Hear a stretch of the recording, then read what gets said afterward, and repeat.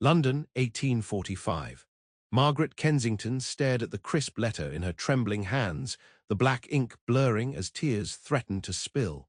The words remained unchanged, no matter how many times she read them. Her father was dead, his debts astronomical, and the modest country estate where she had grown up would be auctioned within the fortnight. Impossible, she whispered to the empty drawing-room, though she knew with crushing certainty it was all too real. Her father, always generous to a fault, had made poor investments following her mother's death 3 years prior. Now, at 23, Margaret found herself utterly alone, penniless, and facing a future she had never imagined.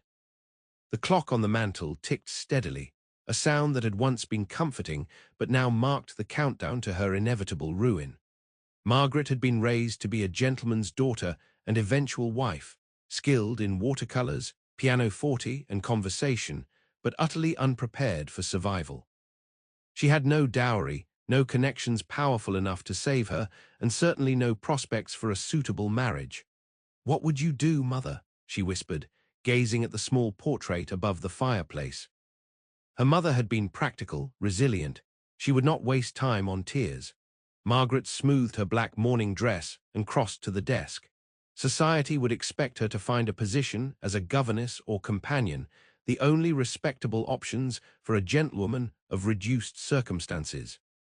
But those positions meant disappearing into the background of someone else's life, forever labeled as unfortunate, pitied by those who had once been her peers. "I will not become invisible," she vowed, dipping her pen into the inkwell. "I will not be reduced to an object of charity." 3 hours later, Margaret sealed her 4th letter with wax, pressed her father's signet ring into it, and added it to the small pile.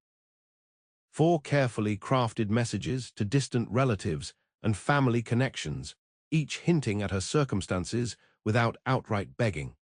Pride prevented her from stating her desperation explicitly, but necessity demanded she seek assistance. In each letter, she had delicately suggested that a marriage of convenience might be amenable, a transaction that could benefit both parties. Love, Margaret had long ago decided, was a luxury reserved for those with fortune enough to indulge in sentiment. For women in her position, marriage was business, and she would approach it as such. "Miss," the housekeeper said from the doorway, her voice heavy with concern, "the solicitor is here again." "Send him in, Mrs. Wells. We might as well face the wolves directly." The wolves, as it happened, were circling closer than Margaret had anticipated. The solicitor, a thin man with spectacles perched precariously on his nose, informed her that she had precisely 2 weeks to vacate the premises. "And my father's personal effects. I'm afraid most items of value must be sold to satisfy the creditors, Miss Kensington. The terms of your father's will leave you only your mother's jewelry and personal belongings." Margaret nodded stiffly, refusing to reveal how the room seemed to be spinning around her. "And where am I expected to go in the interim?" The solicitor adjusted his spectacles. "I believe your father's second cousin in Kent might." "I see," Margaret cut him off, unwilling to hear the inevitable suggestion of charity. "Thank you, Mr. Phillips. I shall make my own arrangements." After he left, Margaret allowed herself precisely 5 minutes of despair, seated at her father's desk with her head in her hands. Then she straightened her spine, wiped her eyes, and began to pack what little remained hers. 2 days passed with no responses to her letters. On the 3rd morning, Margaret was organizing her mother's modest jewelry collection when Mrs. Wells announced a visitor. "The Duke of Alderley, miss." Margaret nearly dropped the pearl necklace in her hands. "Pardon." "His Grace, the Duke of Alderley," Mrs. Wells repeated, eyes wide with equal surprise. "Shall I tell him you're indisposed?" "No," Margaret said quickly, removing her apron and smoothing her hair. "Show him to the drawing-room. I shall be there momentarily." Her heart pounded as she changed into her best morning dress. The Duke of Alderley was not among those she had written to. Indeed, she had never met the man, though his reputation was well known throughout London. Lord Lucian Aldershot had inherited the dukedom unexpectedly 5 years earlier after his brother's death, transforming from a carefree second son into one of England's most powerful peers. Whispers about him ranged from rumours of cold calculation to tales of scandalous affairs, though he was notoriously private. Margaret pinched her cheeks for colour and descended the stairs with measured steps, wondering what business such a man could possibly have with her. The figure standing by the window turned as she entered. The Duke was taller than she had expected, his shoulders broad beneath an impeccably tailored black coat. His face was striking rather than conventionally handsome, strong jawline, aristocratic nose, and penetrating grey eyes that seemed to assess her worth in an instant. "Miss Kensington," he said, voice deep and cultured. He bowed precisely the correct depth for a duke addressing a gentleman's daughter. "I apologize for the intrusion during your time of mourning." "Your Grace," Margaret curtsied, keeping her expression neutral despite her curiosity. "This is an unexpected honor." The corner of his mouth lifted slightly. "Is it? I rather thought it might be expected, given the letter you sent to my aunt, Lady Harrington." Heat flooded Margaret's cheeks. Lady Harrington, a distant connection through her mother's family, had been one of her 4 recipients. "I see," she said carefully. "Though I confess, I'm surprised Lady Harrington would share a personal correspondence." "She didn't," he replied simply. "She died 3 months ago. Her household forwards her mail to me as executor of her estate." Margaret closed her eyes briefly, mortification washing over her. I was unaware. Please accept my condolences." "Just as I offer mine for your father," the Duke gestured to the chairs. "Perhaps we might sit. I believe we have matters to discuss." Margaret perched on the edge of the settee, acutely aware of how shabby the once fine furniture must appear to a man of his standing. "I must apologize for the letter. Had I known—" "You would have sent it elsewhere," he finished, settling into the chair across from her. "Understandable, however, its contents intrigued me." Margaret swallowed hard. "Your Grace, I wrote in haste and distress. Please disregard." "On the contrary, Miss Kensington, I'm here because I wish to discuss your proposition." His grey eyes held her steadily. "Though perhaps not precisely as you intended it." "I don't understand." The Duke leaned forward slightly. "You suggested, albeit delicately, that you would consider a marriage of convenience. I find myself in need of precisely such an arrangement." Margaret stared at him, certain she had misheard. "You cannot be serious." "I assure you, I rarely jest about such matters." His expression remained impassive. "I require a duchess. You require security. It seems a reasonable exchange." "But why would you?" Margaret stopped herself, realizing how impertinent the question would sound. A duke could have his pick of society beauties with substantial dowries and impeccable connections. She possessed neither. As if reading her thoughts, he continued, "I have my reasons, which I'm willing to discuss, but not in an initial meeting. Suffice to say, I need a bride quickly, with minimal complications. Your letter suggested you are practical about marriage." "Practical, yes," Margaret said carefully, "but not desperate enough to agree to a lifetime commitment without understanding what's being asked of me." Something like respect flickered in his eyes. "A fair response. Then allow me to outline what I offer. Financial security, protection of my name and title, a position in society that cannot be questioned. In return, I expect loyalty, discretion, and an heir in due course." The blunt terms made Margaret flush again, but she refused to look away. "And what of affection, compatibility?" "Both can be cultivated over time, should we wish it," he said with a slight shrug. "I don't demand love, Miss Kensington, merely partnership." "Why the rush?" Margaret asked, suspicion rising. "Surely there's a reason you're proposing to a woman you've just met, whose family is in disgrace." The Duke stood abruptly and moved to the window, his back to her. For a moment, she thought she had offended him beyond recovery, but when he spoke, his voice was measured. My cousin, the next in line for the dukedom, is attempting to have me declared mentally unfit to hold the title. He claims my prolonged bachelorhood and certain eccentricities indicate instability. The law favors a married man with heirs when questions of competence arise. Margaret's eyes widened.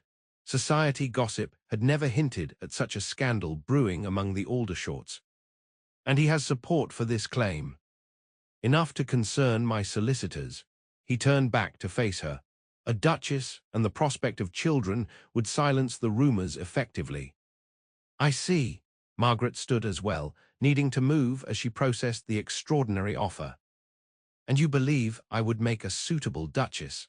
A woman with no fortune, no influential family, no particular accomplishments. You underestimate yourself, he said quietly. Your letter revealed intelligence and pragmatism. Your reputation, despite your father's financial troubles, remains untarnished. And you have no complicated family entanglements to interfere with your loyalties. Those qualities are far more valuable to me than a dowry or connections. Margaret studied him, searching for signs of deception. How soon would you expect an answer? I leave for London tomorrow. I would prefer your decision before then. He withdrew a folded document from his coat. These are the terms I propose, including settlements and provisions. Review them carefully. She accepted the paper, her fingers brushing his momentarily. And if I refuse? Then I wish you well, Miss Kensington. No harm will come from declining. The Duke moved toward the door. I shall call tomorrow morning for your answer. After he departed, Margaret sank into a chair, the legal document trembling in her hands. A duchess. The very thought was absurd. Yet as she read through the generous terms, a substantial allowance, properties set aside in her name, provisions even in the event of his death, the practical side of her nature could not dismiss the offer entirely. That night Margaret barely slept. She paced her bedchamber, weighing her options, a life of genteel poverty as a governess or a loveless marriage to a powerful stranger. Both choices required the sacrifice of something precious, her independence in one case, her hope for affection in the other. By dawn, Margaret had made her decision. When the Duke returned precisely at 10 o'clock, she received him with calm dignity. I accept your proposal, she said without preamble, with two conditions of my own. Surprise registered briefly on his face, and those are: first, while I understand the arrangement's nature, I expect to be treated with respect as your duchess, not merely as a solution to a problem.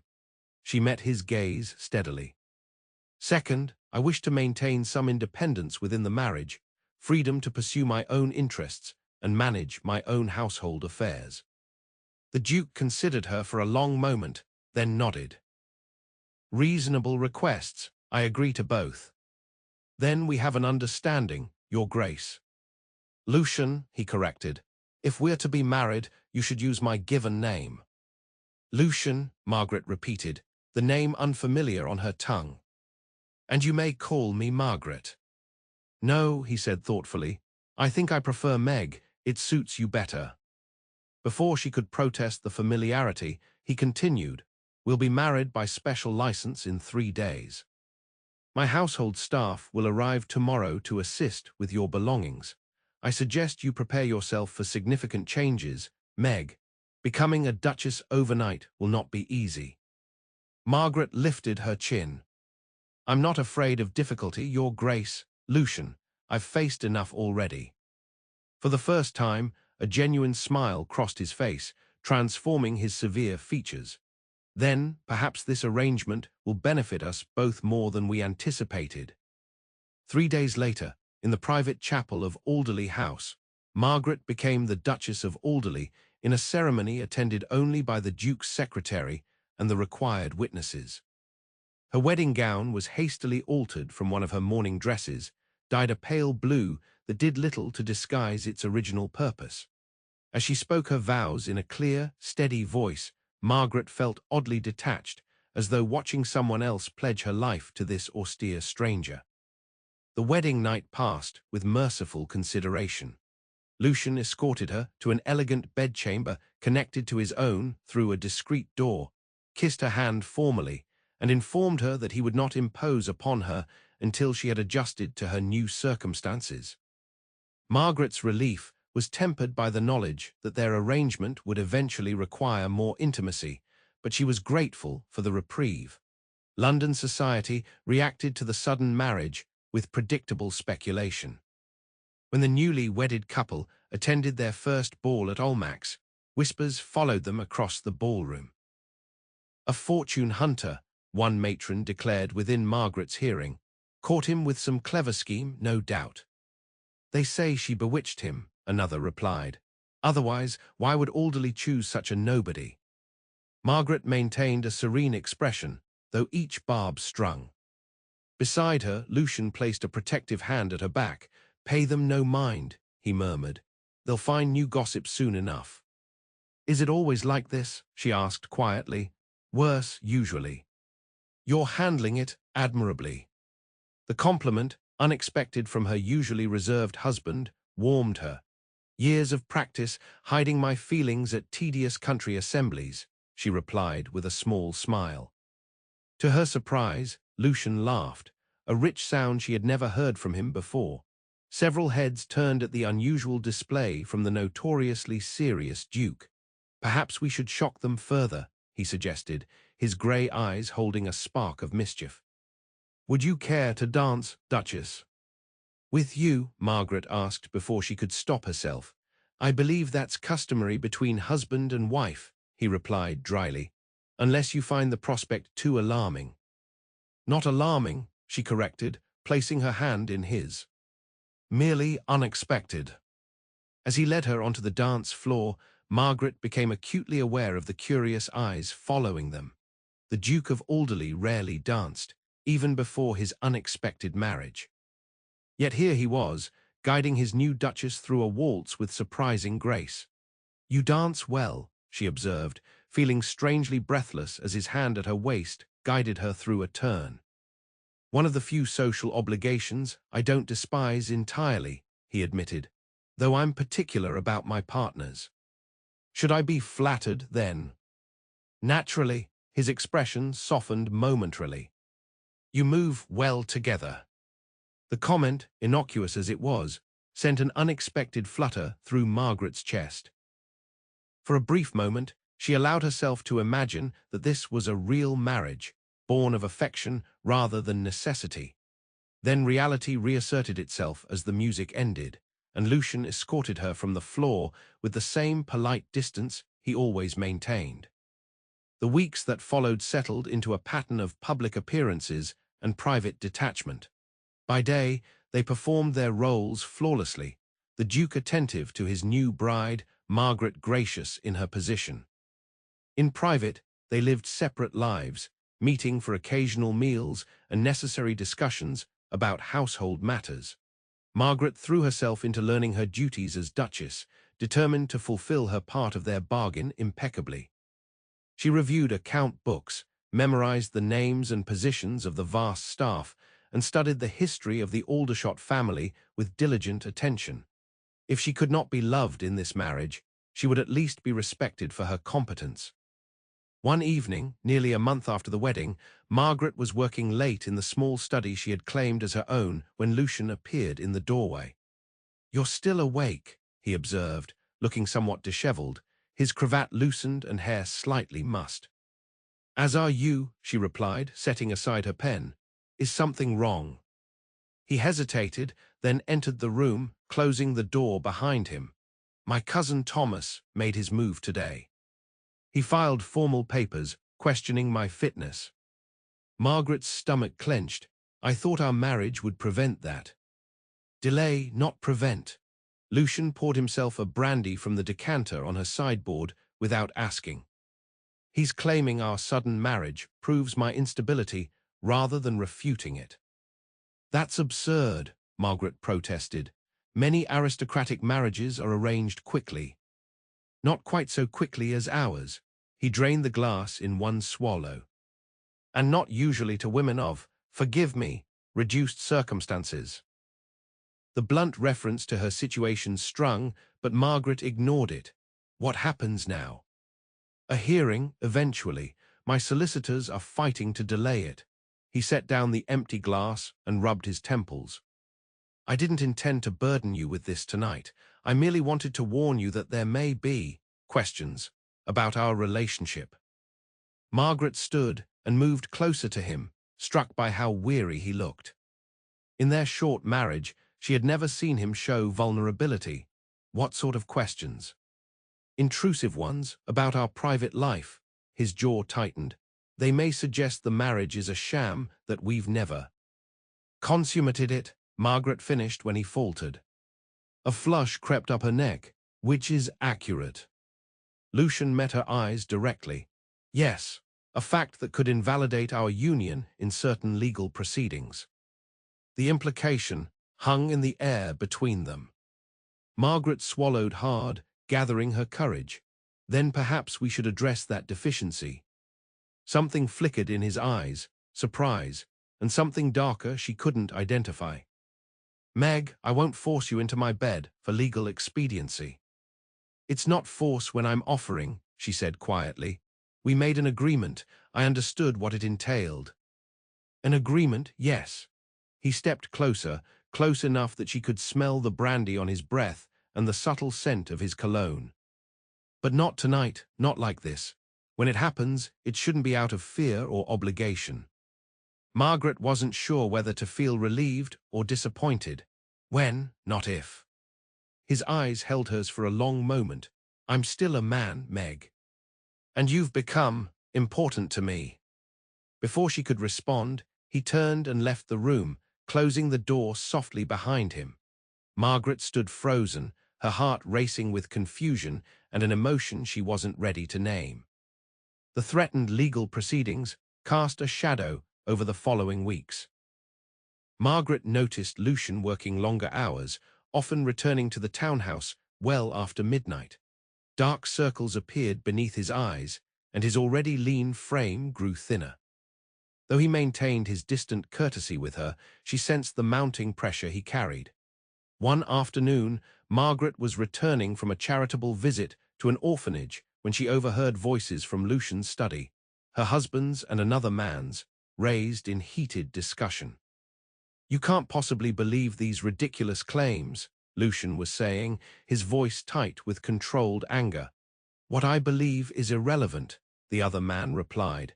The evidence Thomas has presented is compelling. Your father's melancholia, your brother's erratic behavior before his death, your own unusual interests. My scientific pursuits are hardly evidence of insanity, Lucian snapped. This is nothing but a transparent attempt to seize the title. Perhaps, but the judiciary takes family concerns seriously, especially when hereditary titles and vast estates are involved. Your hasty marriage has only fueled speculation. Margaret hesitated, knowing she should announce her presence, but unable to move away from the revealing conversation. My marriage is not open for discussion, Lucian said coldly. Everything is open for discussion in these proceedings, Your Grace, the man countered, including whether your Duchess truly shares your bed or merely your name. The sound of a fist hitting wood made Margaret jump. That's enough, Richards. You're my solicitor, not my inquisitor. I'm trying to prepare you for what's coming, Richards replied, unperturbed. If this goes to a full hearing, nothing will remain private. Your wife will be questioned. Your household staff will be interviewed. Your personal habits will be examined in excruciating detail. After a heavy silence, Lucian spoke again, his voice weary. What do you suggest? An heir would silence many of the questions. Beyond that. A sigh, evidence of a genuine marriage, public appearances, private testimonials from trusted servants. You're asking me to perform like a trained bear, Lucian said bitterly. I'm asking you to fight for what's yours, Richards corrected.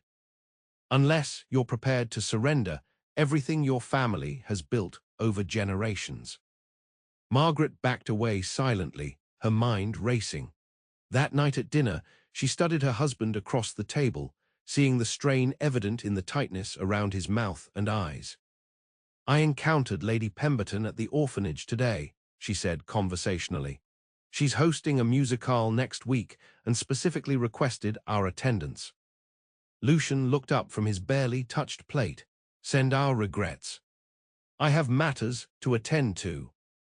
"I think we should accept," Margaret pressed gently. "We've declined 3 invitations this week already. People are beginning to talk." "Let them talk," he said dismissively. "I have no patience for trivial entertainments while my cousin tries to steal my birthright." Margaret set down her fork deliberately. "That's precisely why we should go. Every public appearance together strengthens your position." His eyes narrowed. "You were listening outside my study." "I overheard unintentionally," she admitted without apology, "but I would have come to the same conclusion regardless. We need to present ourselves as a united couple." "A performance for society's benefit," he said bitterly. "Isn't that what our entire marriage has been?" The words escaped before she could reconsider them. Something like hurt flashed across his face before his expression hardened. "Indeed, how could I forget the transactional nature of our arrangement?" "That's not what I meant," Margaret said quickly. "I only—" "No need to explain, Duchess. You've merely stated the truth." He stood abruptly. "Very well. We'll attend Lady Pemberton's musicale and any other tedious event you deem necessary. After all, appearances must be maintained." He left without waiting for her response, leaving Margaret staring at his untouched wine glass. For the first time since their marriage, she wondered if there might be more beneath Lucian's controlled exterior, if perhaps the arrangement had become something different for him as well. The musicale proved unexpectedly pivotal. Dressed in a new gown of deep burgundy that complemented her auburn hair, Margaret entered the Pemberton drawing room on Lucian's arm, feeling the immediate attention their arrival commanded. "Courage," Lucian murmured, his breath warm against her ear. "They're merely curious, not hostile." The unexpected support surprised her. "I thought you were angry with me." "Not angry," he corrected softly. "Frustrated with the situation, not with you." Before she could respond, Lady Pemberton descended upon them, effusive in her welcome. "Your Grace, how delightful you could attend. And Duchess, you look positively radiant this evening." The knowing glance that accompanied the compliment made Margaret's cheeks warm. The implication was clear. The older woman was searching for signs of pregnancy. Margaret smiled politely and allowed herself to be led to a seat near the pianoforte, while Lucian was drawn into conversation with several gentlemen across the room. Throughout the musical performances, Margaret was acutely aware of her husband's gaze returning to her repeatedly. Each time their eyes met, a curious warmth spread through her chest. When the entertainment concluded and refreshments were served, he made his way to her side, offering a glass of champagne. "You've charmed half the room already," he observed, a hint of admiration in his voice. "Lady Berkeley has invited you to her garden party, and Lord Harewood couldn't stop praising your contributions to the orphanage committee." Margaret accepted the champagne, their fingers brushing momentarily. "I'm merely doing my duty as your Duchess." "You're doing far more than duty requires," he said quietly. "I haven't properly acknowledged that." The unexpected praise flustered her. "It's nothing." "It's everything, Meg." His grey eyes softened. "You've shouldered a burden that should never have been yours, and you've done it with grace I couldn't have anticipated." Margaret's heart quickened at the genuine warmth in his voice. "Perhaps we could discuss this further at home. I find I'm rather fatigued." Understanding immediately, Lucian nodded and made their excuses to Lady Pemberton. In the carriage returning to Alderley House, a new tension hummed between them, expectant rather than uncomfortable. "Would you care to join me for a nightcap?" Lucian asked as they entered the grand foyer. "There are matters we should discuss." Margaret nodded, following him to his private study, a room she had rarely entered. Unlike the formal, imposing spaces where he received visitors, this room revealed more of the man himself. Bookshelves lined the walls, filled not with decorative leather-bound collections, but well-used volumes on science, philosophy, and natural history. A large telescope stood by the window, and maps and charts were carefully organized on a side table. "Your unusual interests," Margaret murmured, remembering the solicitor's words. Lucian paused in pouring their drinks. "Pardon." "Your scientific pursuits," she clarified, moving to examine the telescope. "Your solicitor mentioned them as part of your cousin's accusations." A shadow crossed his face. "Ah, yes. Thomas claims my preoccupation with astronomy and natural philosophy indicates an unsound mind, unsuited to managing estates and titles." "That's absurd," Margaret said firmly. "Many great men are scientific enthusiasts." "Not all of cousins hungry for their titles," Lucian replied, handing her a small glass of sherry. "Thomas has built his case carefully, painting me as eccentric at best, unstable at worst. My preference for solitude, my scientific interests, my reluctance to marry until suddenly wedding a woman of modest means," he shrugged. "In isolation, none raises concern. Together, they create a narrative of instability." Margaret sipped her sherry, studying him over the rim of her glass. "Is there nothing else? These charges seem flimsy." Lucian hesitated, then moved to sit in one of the leather chairs by the fireplace, gesturing for her to take the other. "There's my family history. My father suffered periods of melancholia, though he managed them privately. My brother's death 5 years ago was complicated." "Complicated how?" Margaret asked gently. "The official account is that he fell during a hunting accident," Lucian said, staring into his brandy. "The truth, known only to family, is that he took his own life after a series of increasingly erratic behaviors." He looked up, meeting her eyes directly. "Thomas suggests the same tendencies run in my blood." The vulnerability in his admission touched something deep within Margaret. Impulsively, she reached across to cover his hand with hers. "I've seen nothing in you that suggests instability, Lucian. Quite the opposite. You've shown remarkable composure under extraordinary pressure." His fingers curled around hers, the first intimate touch they had shared outside of formal dances. "Your faith is misplaced, but appreciated, Meg." "Not misplaced," she insisted. "I've watched you manage estates, mediate tenant disputes, and navigate society's pitfalls with unwavering focus. Whatever demons haunted your father and brother clearly do not afflict you." Lucian studied their joined hands. "Perhaps, but perception matters as much as reality in these cases." He hesitated. "Which brings me to what I wished to discuss." Margaret felt a fluttering in her stomach. "Yes. Richards believes we should be prepared for more direct questioning about the nature of our marriage," he said carefully, "including whether it has been fully realized." "I understood that already," Margaret replied, her voice steadier than she felt. "And I told you before, I'm willing to fulfill all aspects of our arrangement." Lucian's grip on her hand tightened slightly. "This isn't about obligation, Meg, not anymore." He released her hand and stood, moving to the fireplace. "I find myself affected by your presence in ways I hadn't anticipated." Margaret's breath caught. "Affected?" "Drawn to you," he clarified, his back still to her. "Your intelligence, your composure, your quiet strength. I entered this marriage seeking convenience. I find myself wanting more." The confession hung in the air between them. Margaret rose slowly, her heart pounding. "What exactly are you saying, Lucian?" He turned to face her, his expression more open than she had ever seen it.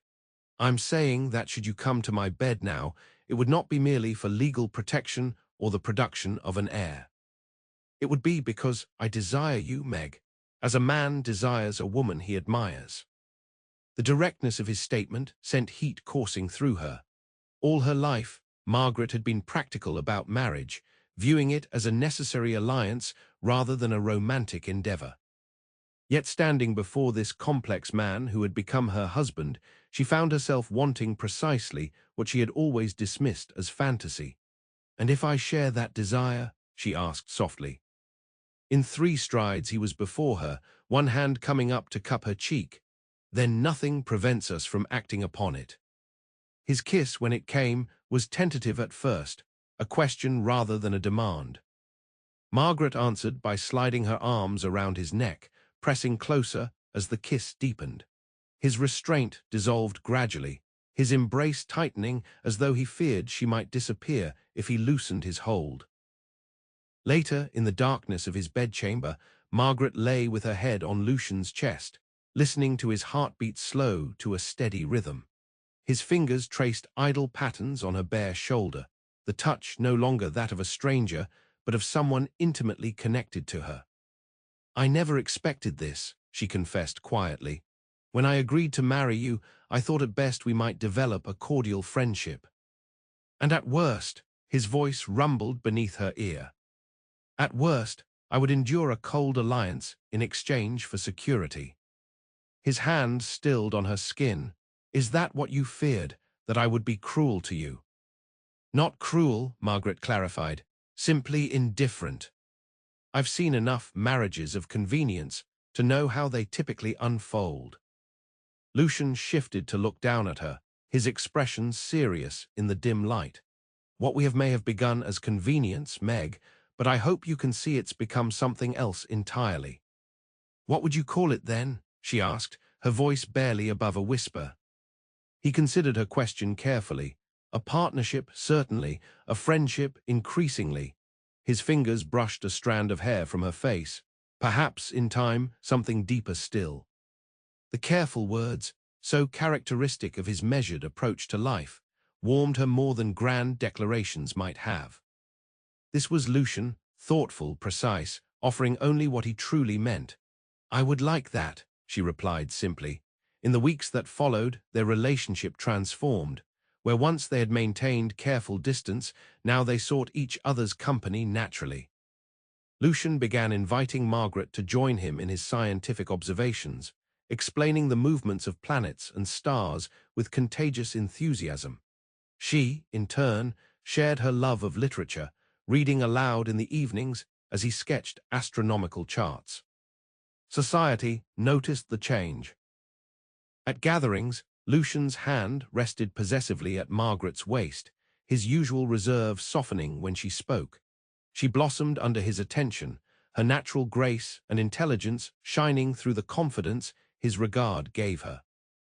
"They make a striking couple after all," Lady Berkeley remarked at a garden party, watching the Duke and Duchess strolling among the roses, heads bent in close conversation. "Who would have thought Alderley capable of looking besotted?"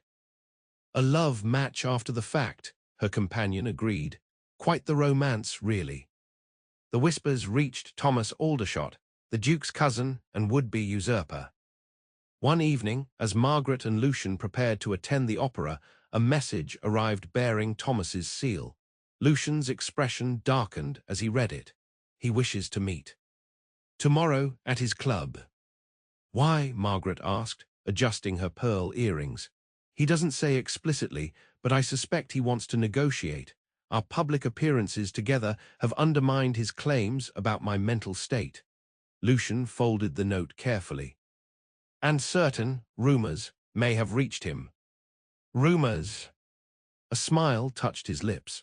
"Apparently, my valet and your lady's maid have been indiscreet about the frequency with which we share a bedchamber. Society has concluded we're madly in love." Margaret felt a blush rise to her cheeks. "And is that helpful to our situation?" "Exceedingly," he replied, offering his arm to escort her to the waiting carriage. A duke madly in love with his duchess is eccentric, perhaps, but hardly insane. The meeting with Thomas proved decisive. Lucian returned home looking more relaxed than Margaret had seen him since their wedding. "He's withdrawing his petition," he announced as he entered her sitting room, "with appropriate compensation, of course." Margaret set aside her embroidery, What did you offer him? The hunting lodge in Scotland and an increased quarterly allowance.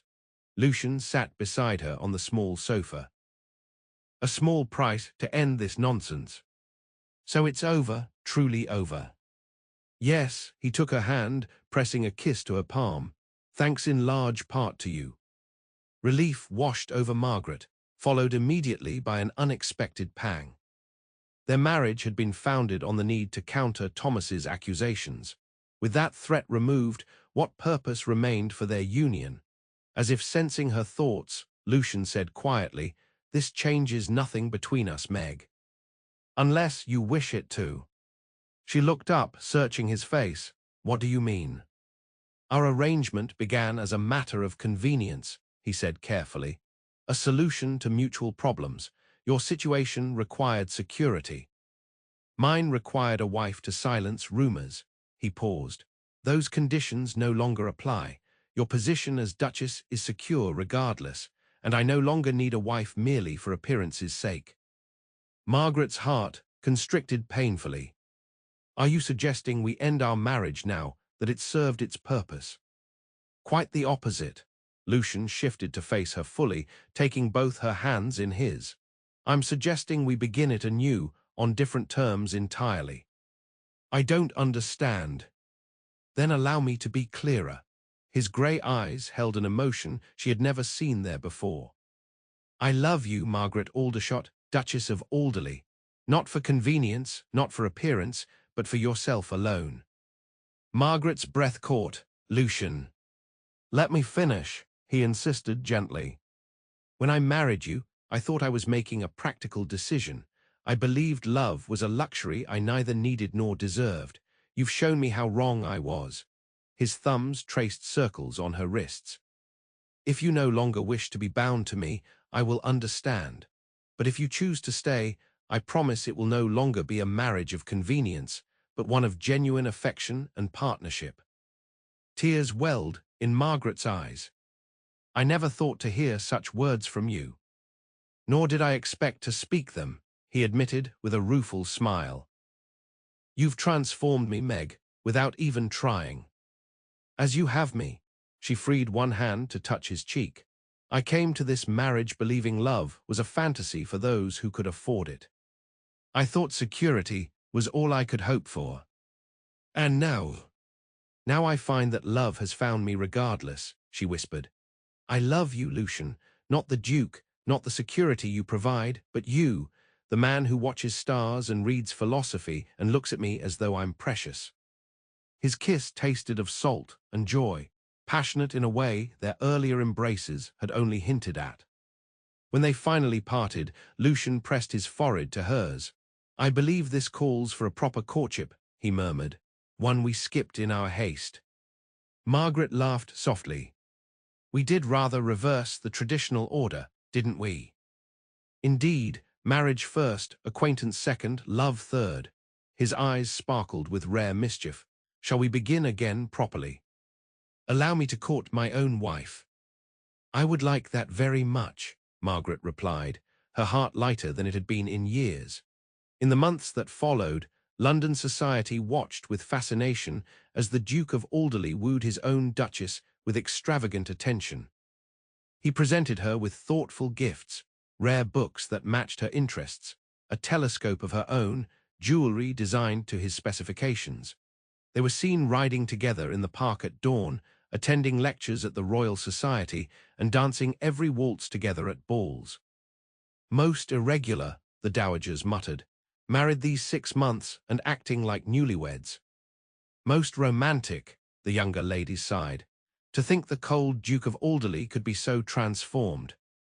A year to the day after their wedding, Margaret stood in her bedchamber, her lady's maid arranging her hair for a small dinner party Lucian had planned.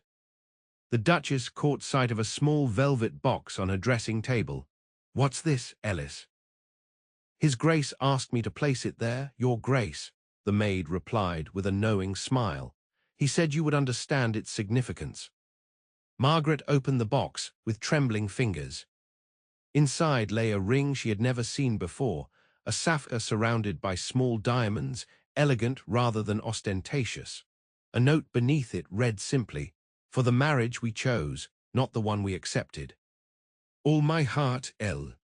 When she descended to the drawing room, wearing the ring alongside her wedding band, Lucian was waiting alone. "No guests?" Margaret asked, noticing the empty room. "A small deception," he admitted, taking her hands. "I wanted this evening for just us two." He nodded toward the ring. "Does it please you?"